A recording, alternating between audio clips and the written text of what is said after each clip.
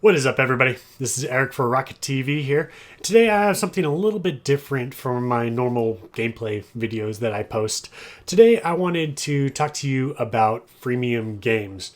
Now, this is going to be something of a raw and real video. I'm going to try to keep it as unedited as possible, although I might ramble a little bit, so there might be some cuts.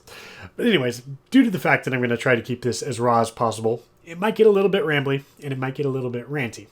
So that's just a forewarning. If you're still willing to watch and keep an open mind about things, then I encourage you to go grab some snacks or some water or something, because again, this video might be a little bit on the longer side, and I might just be talking for a long time. Now, first things first, this is not a rant about how all freemium games are terrible or about how freemium is a model that should be done away with. Whether that's your personal opinion or not, I think that freemium games have a place in the market. And in fact, if you look at my channel, there's a game called Soul Hunters, which I've already posted, I think, over 45 videos as of the time of filming this video. And I've really enjoyed Soul Hunters. It's been something that I've been playing for over 6 months now, and I really find it enjoyable and it's fun. So, I hope you understand that I'm not just rallying against all freemium games. But I am going to use Soul Hunters as an example of some of the things that I'm talking about and how freemium purchases can kind of be insidious. Solely because it's something that I'm familiar with. I'll also try to talk about games like Clash Royale and Clash of Clans, since those are things that you are probably more familiar with as well. I also wanted to dispel a couple myths about freemium games and the people who play them. First off, I want to talk about the fact that some people think, if you play freemium games and if you pay for freemium games, that's kind of stupid, it makes you stupid, and nobody who ever pays for freemium is smart. I think a perfect example of someone who, breaks that mold would be Chief Pat on YouTube. And I believe there's a Forbes article here that I'm going to link down in the description. And it is a little bit old, but it talks about how Chief Pat at the time of the article had already spent $12,000 on Clash Royale. But instead of talking about how stupid it was that he had spent $12,000, it talks about how that's more of just a expense, since the YouTube is actually his job. And so that $12,000 expense helps him make a lot more money than that on YouTube. So I hope that kind of shows you that not everybody who pays money on freemium games is just making a stupid mistake. Of course, Chief Pat is not representative of the vast majority of players who play freemium games, but at least keep that in mind when you're, thinking about freemium models. Now, as I previously mentioned, the game that I mainly play, or at least that I've played a lot of lately, is a game called Soul Hunters. And just in this last day, they released a purchase event, or basically a chance for you to purchase their premium in-game currency. And if you purchase a certain amount, in this case, the minimum threshold was $100 of currency. If you purchase that amount, you get a free hero, which, may or may not sound like a great idea, but it's these kind of events that really compel me to talk about freemium games and those kind of almost forced, or maybe not forced, but those kind of microtransactions that are insidious to the game's environment. Now, you might be thinking, why would a company want to, even dare ask for $100 in a free game to be able to, get a new character, or maybe it's in Clash Royale, if you want to spend $100 on gems, that way you can level up your cards. Why would a company even dare do that? Who's spending that kind of money? Well, this is an old survey, but I will be posting a link to this down in the description once again. But a 2014 study found that although app purchases between $1 and $5 make up 67% of the transactions that occur in freemium games, that only makes up 27% of the revenue that those games bring in.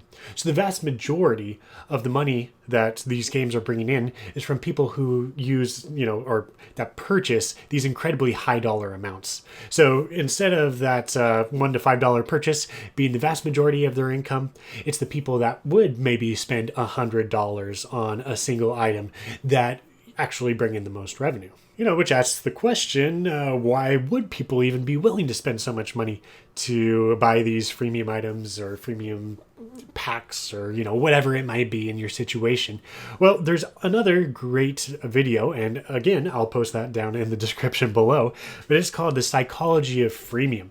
And I'll just kind of sum this up real quick, not in a very great way, but I'll try to make it, as easily digestible as possible. If you want to, please go watch that video. It's really interesting.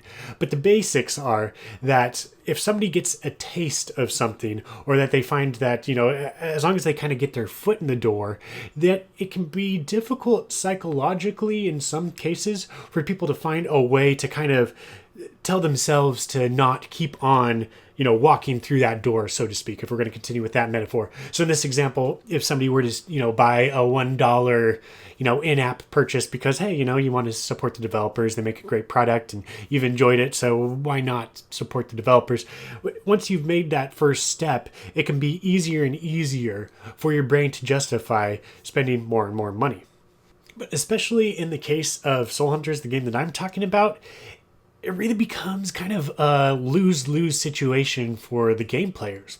On one hand, you either are the player who spent $100 on this event to get this boosted item, so to speak, or in this case, it's a character. Or, on the other hand, you're one of the people who don't want to spend $100 and you don't get the character.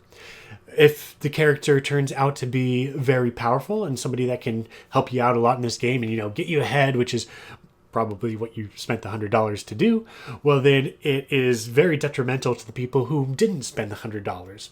If, on the other hand, the character turns out to be pretty terrible and anybody who didn't spend $100 is just as well off as they were before that character came out, well, it's really detrimental to those people who spent $100.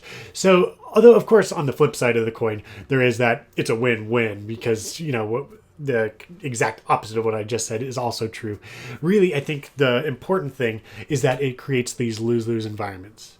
However, like I said earlier in the video, I don't think that all freemium games are bad or that the freemium model in its totality is something that shouldn't exist.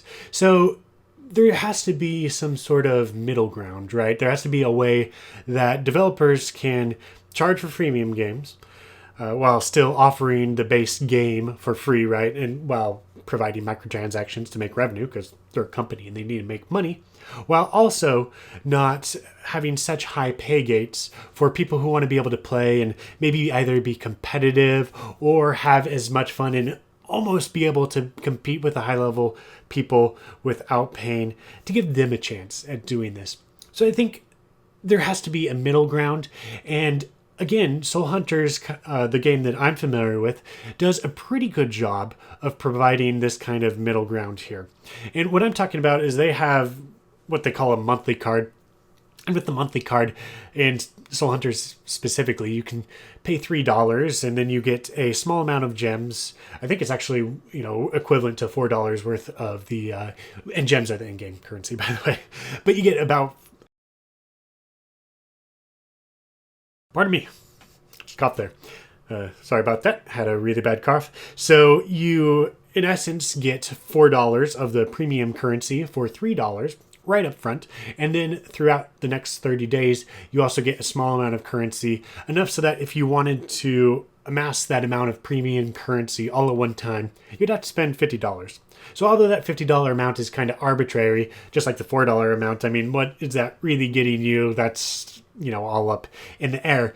The point is that there's a small or an easier, smaller dollar amount purchase that provides, at least presumably, a greater value. So in the case of other games that especially don't adopt a monthly card system, I would highly recommend that they adopt a monthly card system.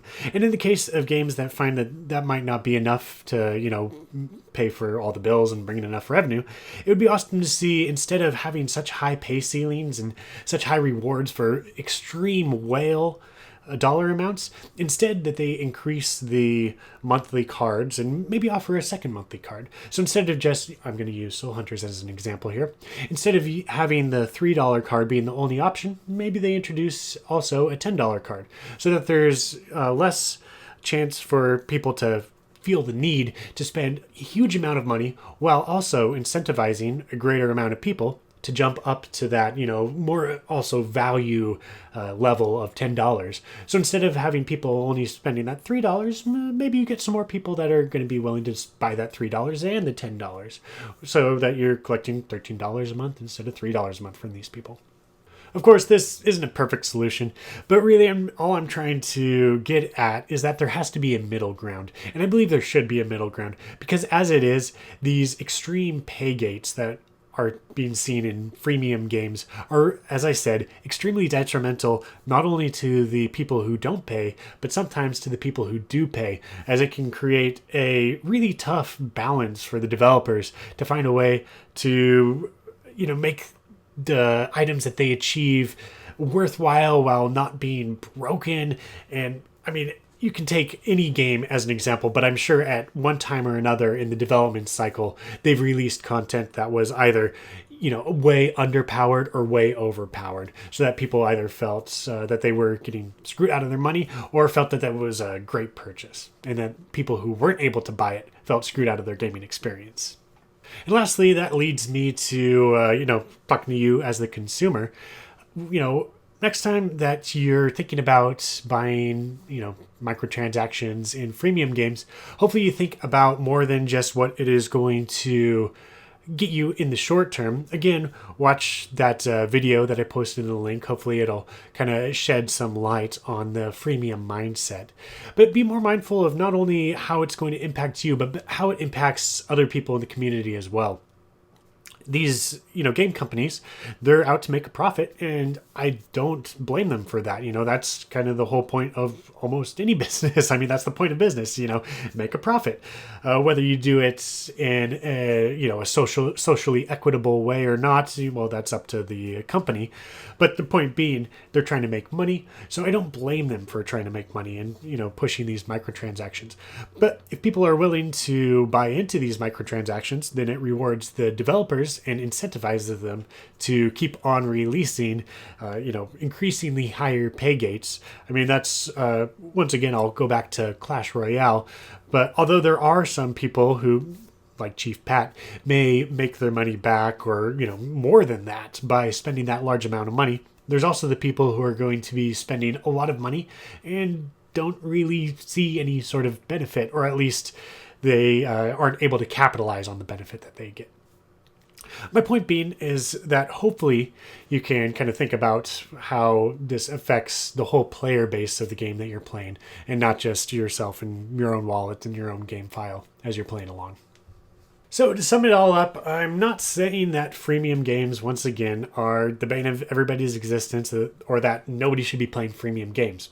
All I'm saying is that there has to be a middle ground where people aren't being, forced. I'm going to use that word kind of oddly, because of course nobody is being forced to do anything. You have your own free will, but feeling compelled to pay these exorbitant amounts of money just to be able to get a competitive edge.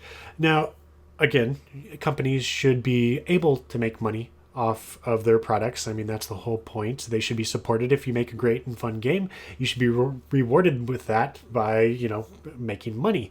However, there has to be a point where, you cut that off and you don't allow the vast majority of the player base who can't pay for these extremely exorbitant pay gates, that they can also enjoy the game and can also get at least almost all of the fulfillment out of the game that anybody who paid, the maximum dollar amount can also get.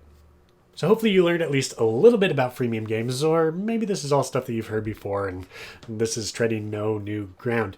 Let me know down in the comments below what you think about freemium games, and if you think that there should be lower pay gates on freemium games, or if you believe that developers should be able to charge as much as they want for whatever they want because it's their product. And hey, I can understand both points of view. All I'm really trying to do here is, present these ideas. That way people can think about it and, maybe at least make a little bit more informed decisions going forward. Thank you so much for listening to me talk for all this time. I hope everybody who's made it this far has a great day. Thank you so much for watching. If you enjoyed the video, please like, subscribe for more, especially if this gets a good reaction. I'll try to talk more about games and the gaming environment because it's something that I really enjoy talking about. But again, I hope you have a great day. Until next time, this has been Eric for Rocket TV. Peace.